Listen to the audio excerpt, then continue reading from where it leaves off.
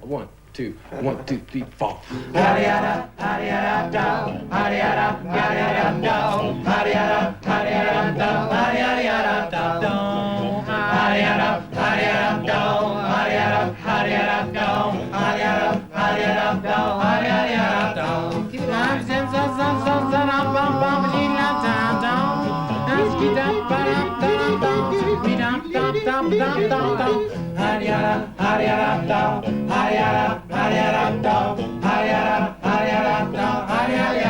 Click it, boy.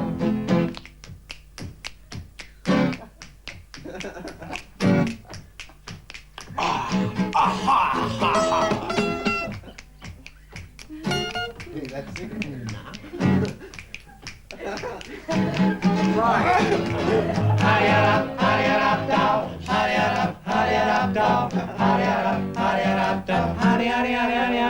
it. That cat is high.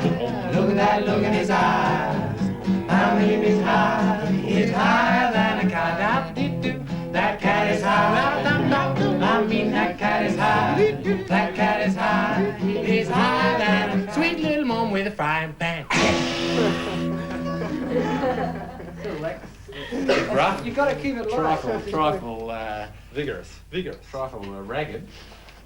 Peter, what's the origin of the sort of music that Captain Matchbox plays?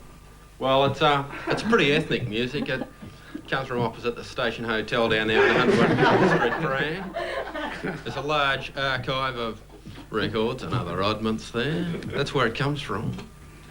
You were pretty strongly influenced by the jug bands that were around in the 20s and 30s. You're trying to get the same kind of outrageousness into your stage act. Is that mainly the sort of music that you've drawn your influences from, or is there other stuff as well? There's a variety of jazz, blues, Train noises from over the railway line.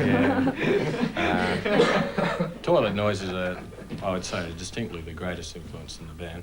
But apart from that, I think Memphis Mini and the Onkaparingo Singers seem to be the biggest influence in the band at present. What is it about your music that you think appeals to people? Well, they all go to the toilet. Everybody goes to the toilet. It's familiar to them. They can kind of something to relate to. We always try and relate to previous experiences in the audience, and we feel that toilet noises are the best relation of this. Speak for yourself. Mick, you're trying to get theatrical elements into your stage act. Do you see yourself being aligned with Alice Cooper, Cockett's type of stage performance by introducing... Okay, you're trying to get more theatrical elements into your performance by using people like the Tribe Theatre Group and Julian the Mime. For sort of regard a sort of a visual experience as valid as a musical experience, and sort of a still fairly traditional sort of attitude, because the early jug bands such as Memphis Mini was actually a blues singer, but she used to sing with a few jug bands, and she'd get up and sort of juke joints and sort of sing while she had all these sort of snakes writhing all over and things like that.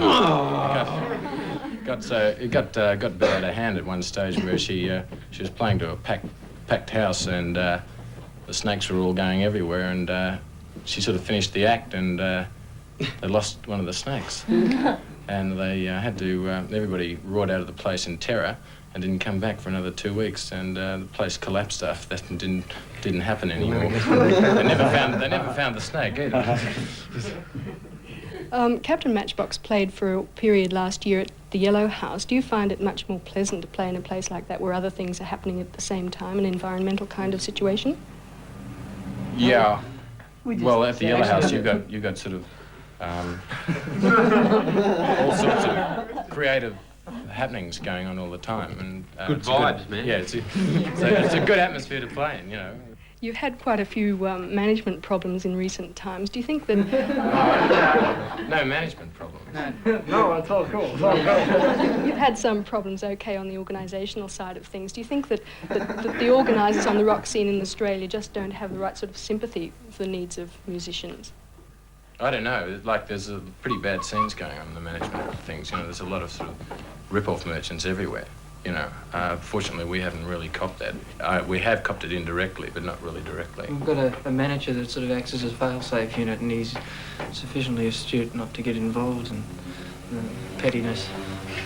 So it's pretty Yeah, it's one scene to sort of managers and things sort of ripping off each other for a few $1,000s, but apparently in Australia they sort of rip each other off for about $2, something like that, which makes it even worse.